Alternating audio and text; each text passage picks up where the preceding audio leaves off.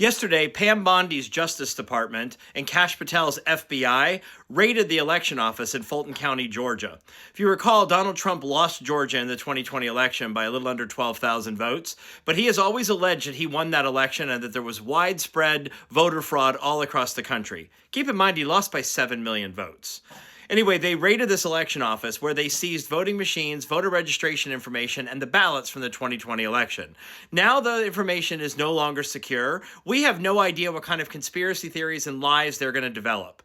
But I want to talk with you today about our election process and why our elections are so secure. As the mayor of a city, I have a clerk who oversees our local elections, so I'm going to talk with you about this process. Hi, my name is Brian Kennedy. I'm the mayor of Glendale, Wisconsin, president of Democratic Municipal Officials, and a member of the DNC. The content I produce is about local government and Democratic Party politics, so follow me if those are your interests. So let's talk about how elections are run. Across the country, elections are usually run either at a county level, or if you live in Wisconsin, where I am, then it's at the city or village level. So we actually have local elections, but all of our results then get reported to the county, and the county reports them out to the state collectively as a county. So elections around the country are typically run either at the county level or the city level, as I said. Now, how are they run? We have poll workers, which are essentially your neighbors, people who are hired to work on election day. And the poll workers are actually hired by lists that are given over from the Democratic and the Republican parties, as well as independent voters who are interested in being a part of that process. So even if you're unaffiliated, you can still be a poll worker.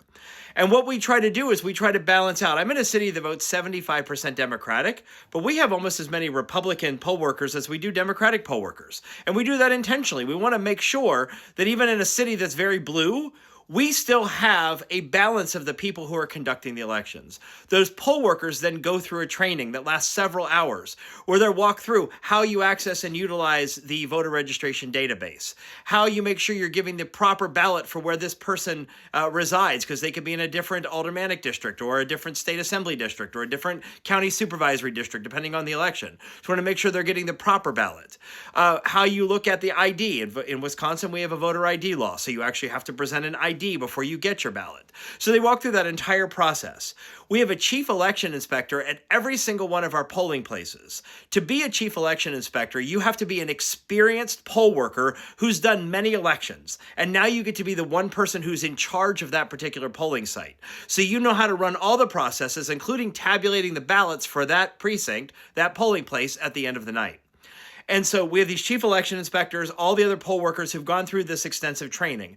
Then on top of that, we have observers in every single one of our polling places. There is an area set aside with a bunch of chairs for observers who can sit and watch the process. And throughout the day, they can talk to the chief election inspector and they can ask questions. So it's very much an open process. We have Democrats and Republicans, as well as third-party organizations like the League of Women Voters, for example, who show up and observe the elections at our different polling places. And they do this all across the state of Wisconsin, not just in my city. And across the country, observers are allowed in polling places in almost every state. So the fact that you have poll workers from both parties who've gone through training, and these poll workers, mind you, these are your neighbors. These are the people that you might run into at the grocery store. You shovel the same sidewalks as they do when it snows. These are people, parents of your children's friends, right? These are your everyday people that live in your community who run these elections. They come from both parties and they've had extensive training.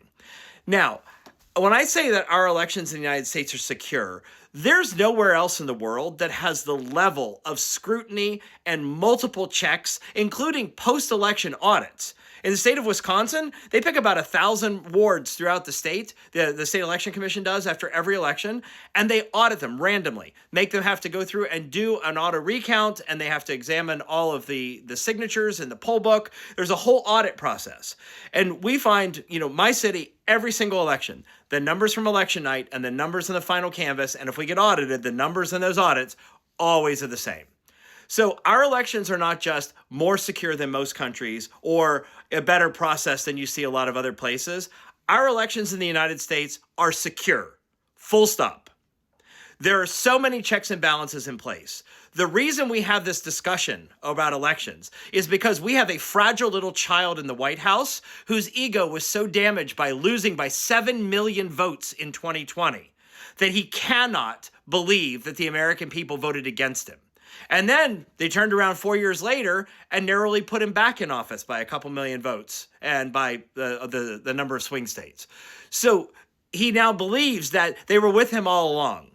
The problem is when you have a narcissist like that who believes that the sun rises and sets on everything that they do, that their shit doesn't stink and that they are absolutely perfect, you have all of these people around that person then that are doing everything they can to make him happy, to uphold all of these lies that he issues in every single one of his statements.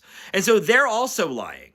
So this raid on the election facility in Fulton County, Georgia, is so terrible because now all of this stuff that's already been adjudicated, it's already been through the courts in Georgia, is now in the hands of people who are going to manipulate data and lie because their boss is a fragile little child.